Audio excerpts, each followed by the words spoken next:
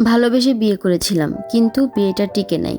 আমি আমার পার্টনারকে ভালোবাসি, তবু আমাদের সম্পর্ক খুব শীতল, একঘেয়ে। আমরা পরস্পরকে ভালোবাসি, কিন্তু আমাদের প্রচণ্ড আর্গুমেন্ট হয়। মনে হয় না একসাথে থাকতে পারবো।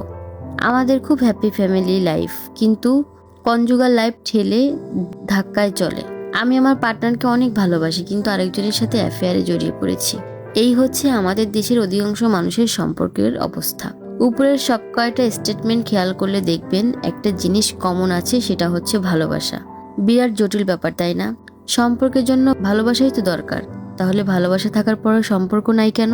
কারণ আমরা বেশিরভাগ মানুষই জানি না loving someone are being in love with someone জিনিস দুইটা সম্পূর্ণ আলাদা। অর্থাৎ ভালোবাসা আর প্রেমে পড়ে থাকার মধ্যে বিরাট পার্থক্য আছে। আমাদের দেশের ম্যাক্সিমাম কাপল ভালোবেসে বিয়ে করার কিছুদিন পর ইনিশিয়াল অ্যাট্রাকশন শেষ হয়ে যায় এবং তারপর তারা বছরের পর বছর নিরামিষ জীবনযাপন করতে থাকে। এই কারণে প্রচলিত একটা জোকসও আছে এরকম যে বিয়ের 7-8 বছর পর স্বামী স্ত্রী ভাই বোন হয়ে যায়।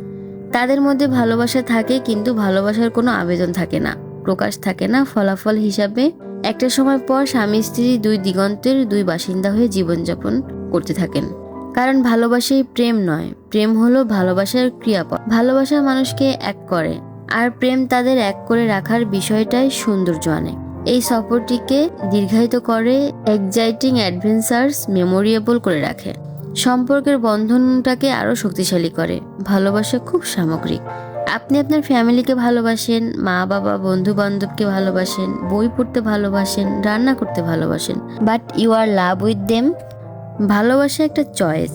আপনি লজিক দিয়ে অঙ্ক কষে ডিসাইড করতে পারেন আপনি কাউকে বা কোনো কিছুকে ভালোবাসেন কিনা, কিন্তু প্রেমে পড়ে থাকার উপর নির্ভর করে আপনার সম্পর্কের পরিণতি। তাই তো কবি বলেছেন, fall in love with someone is easy, but being in love with the same person is extraordinary. ভালোবাসা দিয়ে হয়তো একটা হ্যাপি ফ্যামিলি গড়া যায়, যেখানে একজন সফল স্বামী, একজন সুপার ওম্যান স্ত্রী আর 2-3টা ভদ্র সভ্য সন্তান থাকে। কিন্তু সুন্দর দাম্পত্য জীবনের জন্য রেগুলার পুরনো স্বামী বা স্ত্রীর প্রেমে পড়ার বিষয়টা থাকা জরুরি। তাই ভালোবাসেন বলে মুখে কুলু পেটে বসে থাকবেন না। ভালোবাসা প্রকাশ করেন, দেখেন, বোঝান, দেখান। নিজের বিবাহ করা পার্টনারই তো, লজ্জার কি আছে? সবাই সবার পার্টনারকে বেশি বেশি ভালোবাসুন। প্রায়োরিটি লিস্টের একদম ফার্স্টে পার্টনারকে রাখুন। পার্টনারকে গুরুত্ব দিন, তার ভালো লাগা খারাপ লাগা বোঝার চেষ্টা করুন, সম্পর্কগুলোকে আরো সুন্দর করে তুলুন।